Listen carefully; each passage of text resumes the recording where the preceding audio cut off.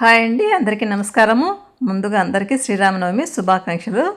ఇంకా ప్రతి పండుగలాగే ఈ పండుగ కూడా హడావిడి, మామూలు హడావిడి కాదు. ముందు రోజే చూస్తారు కదా, ఇల్లు వాకిలి శుభ్రము, తర్వాత ముగ్గులంతా పెట్టుకునేప్పటికి రాత్రి 10 గంటలు అయిందండి మా ఇంట్లో.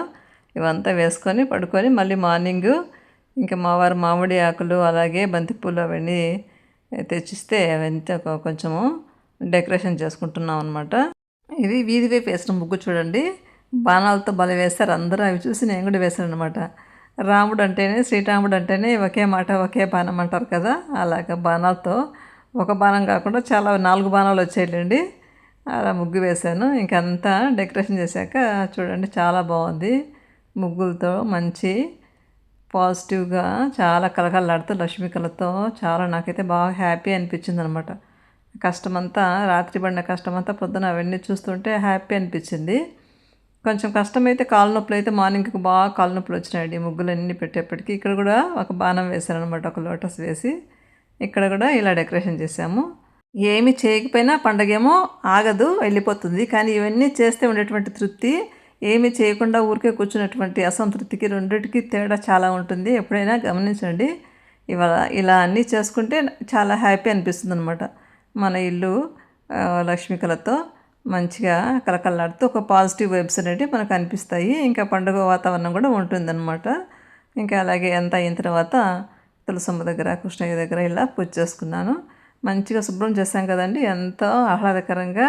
అది కాక ఇప్పుడు ఇది వసంత ఋతువు కదా, మంచిగా ఫ్లవర్స్ అన్నీ పూసి చాలా బ్యూటిఫుల్గా ఉందండి. మా వండే చిన్న గార్డెన్ అయినా పెద్ద గార్డెన్ ఏం కాదు, ఉన్నవరకైనా కూడా చాలా బ్యూటిఫుల్గా అనిపించింది నా కళ్ళకైతే. పైకి వెళ్ళి కొన్ని మల్లెపూలు అవి కూడా పైకి వెళ్ళింది మల్లెతీగ. అవి కోద్దామని పైకి వెళ్ళినప్పుడు మీకు ఈ మధుమాలతి ఇలా మంచిగా విరబూసిందండి చూడండి. నైట్ నేను ముగ్గు వేస్తున్నప్పుడు కూడా మంచి స్మెల్ అనమాట. అసలు ఎంత మంచి స్మెల్ వస్తున్నాయి ఈ ఫ్లవర్స్ అన్నీ కూడా. ఇంకా పైనుంచి వ్యూ ఇలా ఉందన్నమాట. మార్నింగ్ పైకి వెళ్ళి కొన్ని ఈ ఫ్లవర్స్ కోసుకొని వస్తూ నేను అలా తీసానమాట. ఇంకా హడావిడి ఇంకా పూజలు వంటలు అవన్నీ ఉంటాయి కదా. ఇది కూడా పైనుంచి చూస్తే ఇలా ముగ్గు కూడా కనిపిస్తుంది. తర్వాత స్వామివారికి శనగలు, గుగ్గుళ్ళు, పానకము, వడపప్పు అలాగే చలివిడి అన్నీ చేసి అంతా నైవేద్యం సమర్పించాము. మంచిగా అలంకరించామన్నమాట. మీరంతా ఎలా చేసుకున్నారు? మీరు కూడా బాగా చేసుకుని ఉంటారని, అందరికీ ఆ శ్రీరాముడి యొక్క ఆశీస్సులు ఉండాలని కోరుకుంటున్నాను. మనకు శ్రీరామనవమి శుక్రవారం వచ్చింది కదండి. మనము లక్ష్మీవారం అనేసి ముఖ్యంగా ప్రతి శుక్రవారము ఇండ్లంతా కూడా శుభ్రంగా పెట్టుకుంటాము, ముగ్గులతో అలంకరించుకుంటాము, అలాగే అమ్మవారిని కూడా పూజిస్తాము. అది కాక ఇప్పుడు లలితాదేవి నవరాత్రులు, ఇది ఈ రోజు చివరి రోజు అనమాట, 9వ రోజు. నేను మీకు రోజు షేర్ చేస్తున్నా, అప్పుడప్పుడు కొన్ని మిస్ అయ్యాను అనమాట, దానికి రీజన్ కూడా చెప్తాను. ఇంకా ఈరోజు లలితాదేవికి పింక్ మందార మాలతో అవి ఇంకా పూర్తిగా విచ్చుకోలేదు, నిదానంగా విచ్చుకున్నాక మళ్ళీ వీడియో తీస్తాను. ఇప్పుడు మార్నింగ్ నేను తీసేప్పటికీ ఇంకా విచ్చుకోలేదనమాట. ఇలా అన్నీ బాగా చేమంతి పూలతోటి, మందారాలతోటి. ఈరోజు మందారాలు అన్నీ కోయలేదండి, కొన్నే కోసాము. ఎందుకంటే పనులు ఉన్నాయి కదా, ఆ పూలు కోస్తా కూర్చుంటే చాలా టైం పడుతుంది.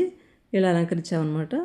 అయితే ఈ శ్రీరామనవమి చైత్రశుద్ధ నవమి నాడు శ్రీ మహావిష్ణువు అవతారమైన శ్రీరాముడు జన్మించిన పవిత్ర దినము. ఇది త్రేతాయుగంలో రాముడు పుట్టినరోజు, అలాగే సీతారాముల కళ్యాణం జరిగిన విశేష దినం.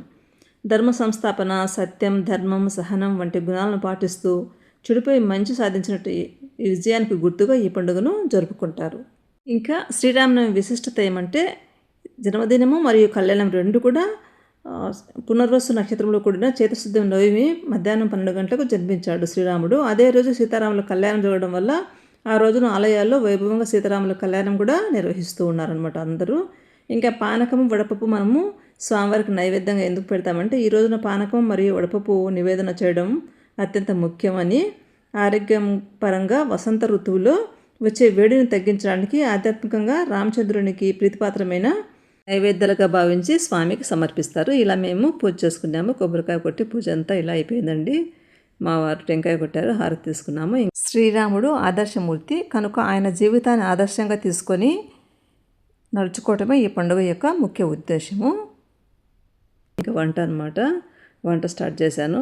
ఫాస్ట్గా మునక్కాయ సాంబారు, రసము, కొద్దిగా వైట్ రైసు, అలాగే లెమన్ రైసు, చిక్కుడుకాయ తాలింపు చేసామండి. పాయసము, అలాంటి స్వీట్స్ ఏం చేయలేదు, ఎందుకంటే ఆ పానకం అవన్నీ ఉన్నాయి. ఇదిగోండి రసం చేశాను, ఇంకా టమాటో రసం అన్నమాట. అలాగే మునక్కాయ సాంబార్ చేశాను.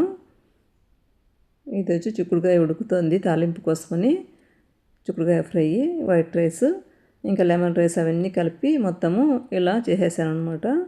ఇదిగోండి ఈరోజు మా భోజనం ఇదనమాట. మా పండుగను మేము ఇలా జరుపుకున్నాము. ఈ శ్రీరామ నవమి రోజున మనము రామనామ జపం చేసుకోవడము, రామాయణ పారాయణము, అలాగే భజనలు, రామనామ జపం చేస్తే చాలా మంచిదని చెప్తారు. మనం తెల్లవారుజామున లేసి ఇలా మనము స్నానం ఆచరించి ఇంటిని శుభ్రం చేసుకొని ఇలా తోరణాలతో అలంకరించి సీతారామ కళ్యాణానికి వెళ్ళటము, ఇంట్లో కూడా సీతారాములను పూజించి ఇలా నైవేద్యాలు సమర్పించుకోవడం మన ఆనవాయితీగా వస్తుంది కదండి. ఇలా మేము కూడా చేసుకున్నాము. ఇంకా మీకు అందరికీ మరొకసారి శ్రీరామనవమి శుభాకాంక్షలు. వీడియో నచ్చితే తప్పకుండా లైక్ చేయండి, షేర్ చేయండి, సబ్స్క్రైబ్ చేయండి, నాకు కామెంట్ చేయండి. థ్యాంక్ యూ అండి. మరొకసారి అందరికీ శ్రీరామనవమి శుభాకాంక్షలతో జై శ్రీరామ్.